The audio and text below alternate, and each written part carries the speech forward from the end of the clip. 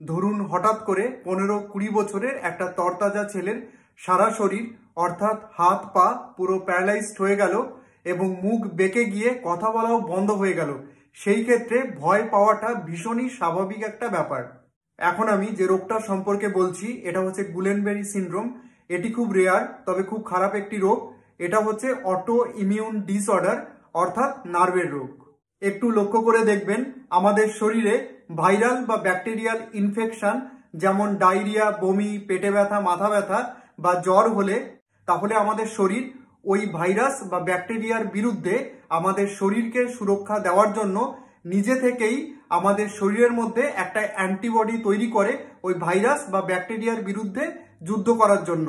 এবং এই antibody virus এবং ব্যাকটেরিয়াকে ধ্বংস করার পাশাপাশি অনেক সময় অজানা কারণে ভীষণভাবে উত্তেজিত হয়ে পড়ে এবং আমাদের শরীরে থাকা নার্ভগুলোকেও ধ্বংস করতে শুরু করে, যার ফলে নার্ভগুলো ড্যামেজ হয় এবং মাংসপেশি দুর্বল হয়ে যাওয়ার ফলেই আমাদের হাত পা এবং মুখে প্যারালাইসিস হতে দেখা যায়।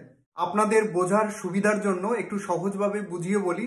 ধরুন এই যে একটা চার্জার রয়েছে, এই চার্জারের উপরে এই যে লাল রঙের একটা কভার রয়েছে এবং ভিতরে একটা তামার তার রয়েছে। ভিতরে তামার তারটার যাতে কোনো ক্ষতি না হয় সেই কারণে কিন্তু এর উপর একটা কভার রয়েছে।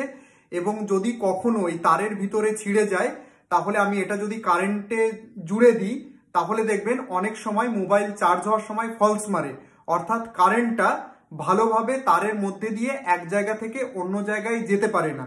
ঠিক এরকম ভাবেই আমাদের শরীরে যে নার্ভগুলো রয়েছে সেটার উপরও একটা কভার থাকে, সেটাকে বলা হয় মাইলিন সিথ। এবার এই মাইলিন সিথটা হচ্ছে গিয়ে প্রোটিন এবং ফ্যাট দ্বারা গঠিত হয় এবং বিশেষ কিছু কারণে যেমন ওই অ্যান্টিবডি আগে থেকে আমাদের বডিতে যেটা তৈরি হয়ে গেছিল বিভিন্ন ভাইরাল বা ব্যাকটেরিয়াল ইনফেকশনের কারণে, ওই অ্যান্টিবডিটা কি করে আমাদের নার্ভের উপরে যে কভারটা থাকে সেইটাকে নষ্ট করে দেয়, ড্যামেজ করে দেয়, যার ফলে আমাদের নার্ভের মধ্যে যে ইলেকট্রিক ইম্পালসটা থাকে সেইটা কিছুটা স্লো মোশন ভিডিওর মতন হয়ে যায়। অর্থাৎ ধরুন আপনার হাতের নার্ভগুলো যদি দুর্বল হয়ে যায় বা মাংসপেশি যদি দুর্বল হয়ে যায় তাহলে এটা এরকম হয়ে যাবে, ভালো করে উঠবে না। তাহলে কি হবে, নার্ভ যখন ড্যামেজ হবে, ইলেকট্রিক ইম্পালস যখন সঠিকভাবে ওই পার্টিকুলার বডিতে যেতে পারবে না, তখন হচ্ছে আমাদের প্যারালাইসিস দেখা যাবে, যেটা হচ্ছে গুলেনবেরি সিনড্রোমে দেখা যায়। এবার কিভাবে কনফার্ম করা হয় কারোর গুলেনবেরি সিনড্রোম হয়েছে কিনা? নাম্বার 1, ফিজিক্যাল এক্সামিনেশনের মধ্যে রিফ্লেক্স টেস্ট করেও গুলেনবেরি সিনড্রোম ক্লিনিক্যালি কনফার্ম করা যেতে পারে। নাম্বার 2 এবং সব থেকে গুরুত্বপূর্ণ, মেরুদণ্ডের হাড়ে ছিদ্র করে অর্থাৎ লাম্বার পাংচার করে সেখান থেকে সেরিব্রো স্পাইনাল ফ্লুইড কালেক্ট করে সেটার অ্যানালাইসিস করেও আমরা গুলেনবেরি সিনড্রোমকে ডায়াগনোসিস করতে পারি। এছাড়া ইলেকট্রোমায়োগ্রাফি, কিছু ব্লাড টেস্ট এবং এমআরআই করা যেতে পারে। এবার অনেকেরই প্রশ্ন হবে, সবই তো বুঝলাম, তাহলে কারোর যদি গুলেনবেরি সিনড্রোম হয় সেই ক্ষেত্রে তার চিকিৎসাটা কি নেবে? সেই ক্ষেত্রে বলবো গুলেনবেরি সিনড্রোমের চিকিৎসা রয়েছে। যে পার্টিকুলার অ্যান্টিবডি আমাদের শরীরের নার্ভগুলোকে ড্যামেজ করছে সেই অ্যান্টিবডিটাকে কমানোর জন্য আইভি ইমিউনোগ্লোবিউলিন দেওয়া হয়। তবে এটা একটা ব্যয় সাপেক্ষ চিকিৎসা, প্রাইভেটভাবে করাতে গেলে প্রচুর টাকা খরচা হয়।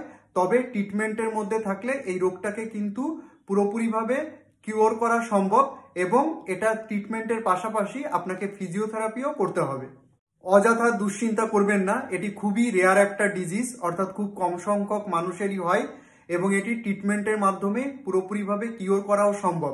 তবে কিছু ক্ষেত্রে যেসব পেশেন্টরা মারা যায় তাদের চেস্টে যে মাসেলগুলো থাকে, যে নার্ভগুলো থাকে সেইগুলো ইনভলভ হয়ে যায় এবং আমাদের শ্বাস প্রশ্বাস নিতে অনেক ক্ষেত্রে কষ্ট হয়।